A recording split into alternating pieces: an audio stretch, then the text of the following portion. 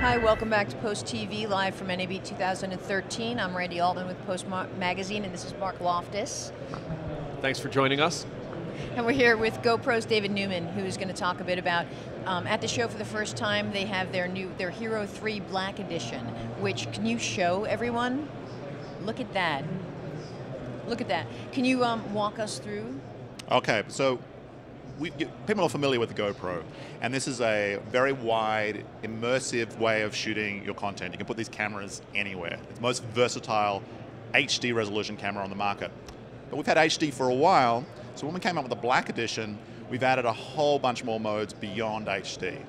This thing will shoot 4K at 15 frames a second, good for really good time lapse, continuous photo modes when you want to have some production stills that you can just record for, like 2 hours of 4K resolution stills.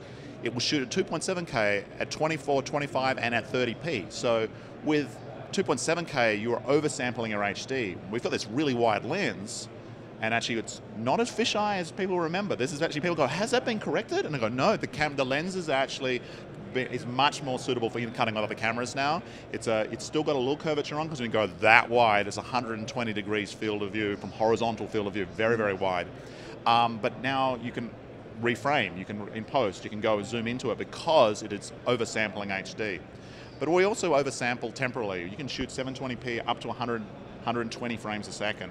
All on this tiny little body, which you can, mount anywhere. And there's Wi-Fi built in. Oh yes, we had in our Hero 2 range, we had a backpack for the Wi-Fi. So we actually made it rather, well, for this size camera, large. But with the Hero 3, this includes the Wi-Fi capability. So with the Wi-Fi and the Hero 3 Black Edition, it comes with a waterproof remote control. And it's a Wi-Fi based remote control, so there's not a range issue like if it was Bluetooth or something like that, which you might be able to get 20 feet. This thing you can go like 200 yards with. But it will control up to 50 cameras simultaneously. So if you're on a production and when you've got a whole bunch of cameras around your set and you want to save yourself some post time later, sync them all up to one Wi-Fi remote, and then you can trigger them. This is kind of crazy. You can power the cameras on because it has a standby battery kind of thing. So the camera's going to be in standby mode, waiting to be told to be fired up by Wi-Fi for 16 hours or something like that. You power the cameras on, start the record. All cameras will start together at the same time with one remote. And but we also allow you to navigate to the camera via your smartphone. And when you do that, you can get to see the preview of what the camera is actually seeing. So it's good if you don't have the optional LCD backpack, which you can attach, which of course is good for framing. It's a live swappable unit, so you don't actually have to have it attached to the camera during your production. You can just attach it to line it up, take it away.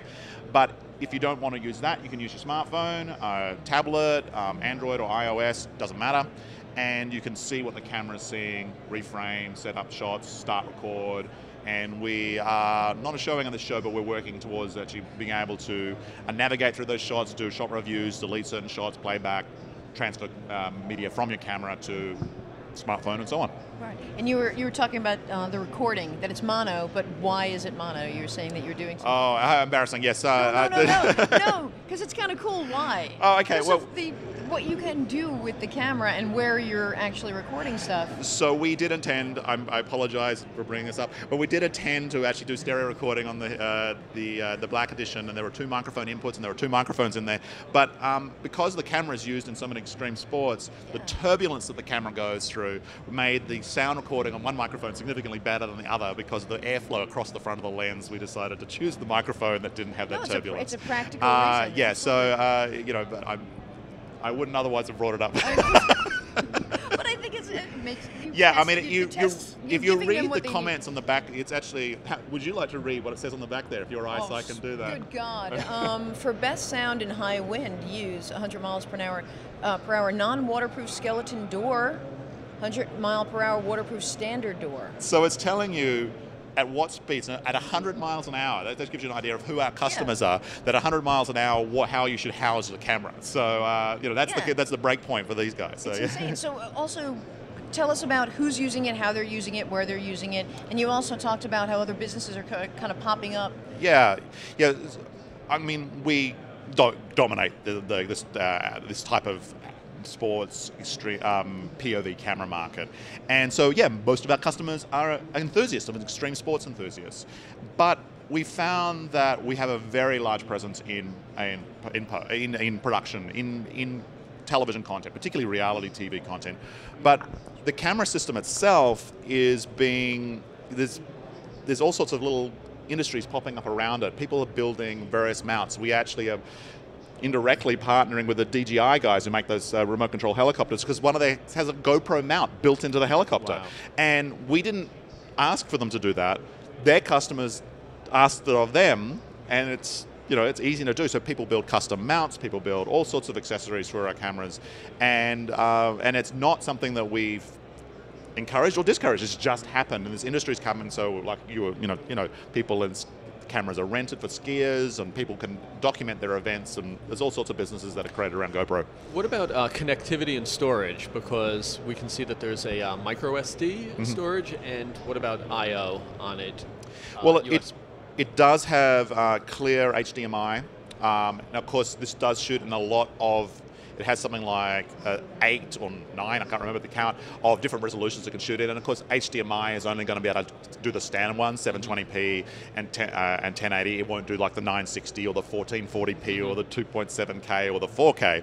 Not on the HDMI that's on this. Right. So we do have some people who are using data acquisition devices like Ninjas or Cinedex and so on to record the output of this when they want to actually go directly into a DNX or a ProRes or some other kind of codec.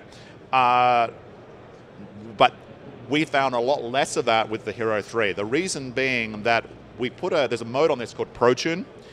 We introduced it on Hero 2. It came out at pretty much the same time where there was a thermal release for Hero 2, but the Hero 3 has it so much better. And in ProTune, it's a very, very low compression, high quality. So it's 45 megabits, long GOP, H.264, and you won't get any kind of compression artifacts at that data rate. It's also log encoded, so it doesn't have the typical Rec. 709 gamma, super saturated look that a regular GoPro user experiences. This is a mode that allows cinematographers to actually collect a much wider dynamic range.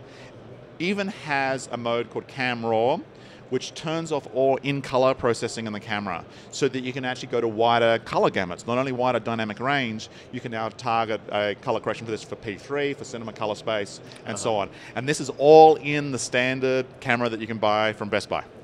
Pricing? It's $399.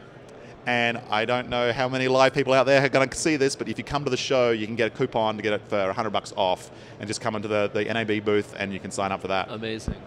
Unbelievable. Well, thank you for taking the time. It is really cool, and I wish you luck with it. And we're going to sign off for the day. So, Randy Altman, Mark Loftus, David Newman from GoPro. Thanks so much.